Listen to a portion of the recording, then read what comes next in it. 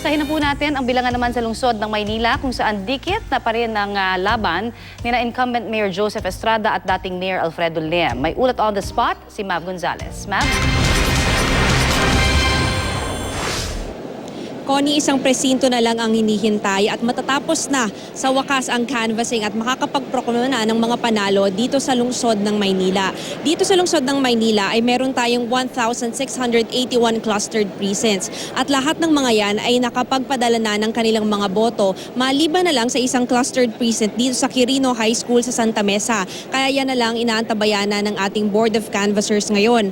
Ang huling partial official list ng mga resulta na ibinigay sa atin ay kanina pang 8:40 a.m. At dito, nangunguna pa rin sa pagkaalkalde si incumbent Mayor Joseph Estrada na merong 279,946 votes. Pero hindi siya masyado nalalayo sa pumapangalawa sa kanya na si former Mayor Alfredo Lim na merong 277,349 votes. Medyo malayo na yung pangatlo sa kanila na si Amado Bagatsing na merong 166,230 votes. Samantala, sa pagka-vice-alkalde naman, nangunguna pa rin si Honey Lacuna na merong 266,175 votes. Pangalawa si Ali Atienza na may 218,763 votes. At pangatlo naman si Benjamin Asilo na merong 135,414 votes.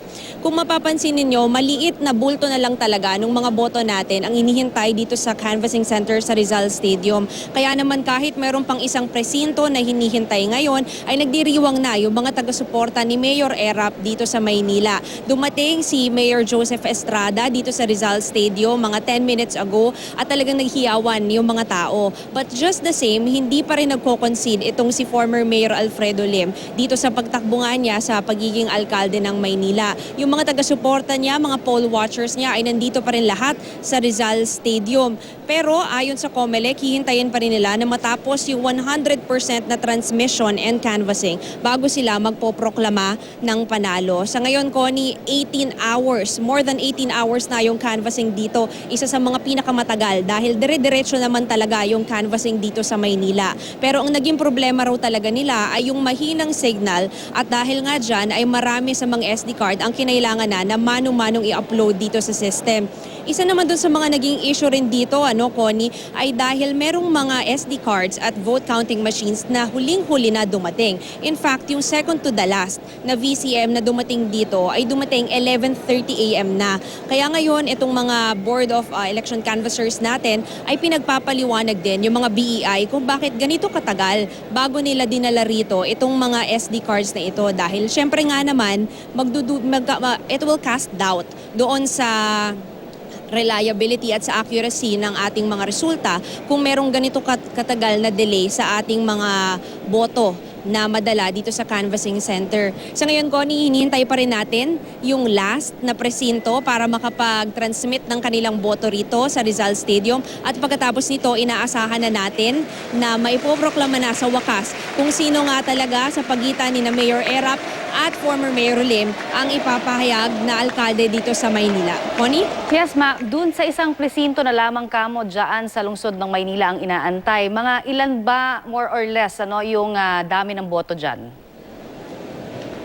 Connie, walang ibinigay sa ating impormasyon yung COMELEC kung gaano karami itong mga botante rito. Pero based dun sa binigay sa atin na registered voters, inaasahan kasi natin na siguro mga nasa 5,000 votes pa yan. So mga more or less 5,000 votes. At kung merong almost 3,000 votes lamang na lamang itong si Mayor Erap kay former Mayor Lim, we would understand kung bakit ayaw pa rin mag-concede ni Mayor Lim kahit na most of the time ay talaga namang lamang doon sa bilangan sa mga partial official results na binibigay itong si Mayor Erap. Alam naman ito, Connie, umakit na ng stage ngayon si Mayor Erap at inaantay na lang natin kung ipoproklama na ba nga siya o kung hihintayin pa itong nag-iisang presinto, Connie? Oo, kasi sobrang dikit nung kanilang datos dito sa botohan between Lim at Estrada. May reaction ba tayong nakuha mula kay incumbent Mayor Joseph Estrada at re-electionist Estrada? Kumbaga, kasi parang sa lahat ng mga eleksyon na nagdaan, parating malaki ang lamang niya eh. Pero ngayon, this time around, talagang maliit na maliit lamang. Meron ba siyang nabanggit kung anong reaksyon niya dyan? Si Mayor Joseph Estrada, hindi pa natin nakakausap. Pero kanina, nakausap natin yung anak niya na si Jackie Ejercito.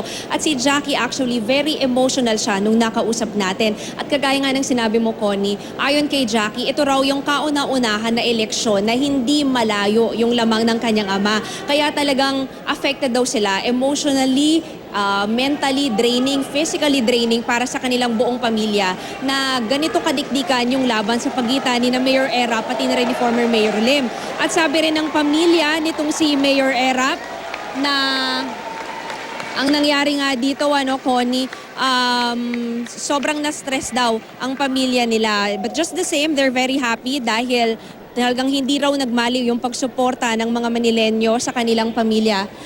Ngayon, ito, Connie, nagtaas ng kamay itong si Mayor Erap pati na rin si Vice Mayor-elect Hani Lacuna dito sa stage ng Rizal Memorial Stadium. Antabayanan natin Ma'am, kung sino pa yung mga susunod na mapoproklama dito, Connie. Okay, Mav, linawin natin nagtaas lang sila ng kamay, pero hindi pa yung proklamasyon, di ba? Tama, Connie. Nagtaas lang sila ng kamay. Kasi if you would see, dito sa Rizal Memorial Stadium ngayon, karamihan ng mga tao rito ay mga supporter talaga ni Mayor Erap. Kaya kumbaga sinispur niya lang yung kanyang mga supporters pero hindi pa rin umaalis yung mga taga-suporta. Pati na rin yung poll watchers ni Lim dito sa Rizal Stadium dahil sabi nga nila it's not over until it's over. Kaya hihintayin pa rin daw nila yung huling presinto. Kapag 100% na, doon lang daw nila tatanggapin kung sakaling ang manalo talaga ay si Mayor Erap. Connie? Alright, maraming salamat at susubukan ka namin muling balikan pagka meron ng development dyan. Mav Gonzalez.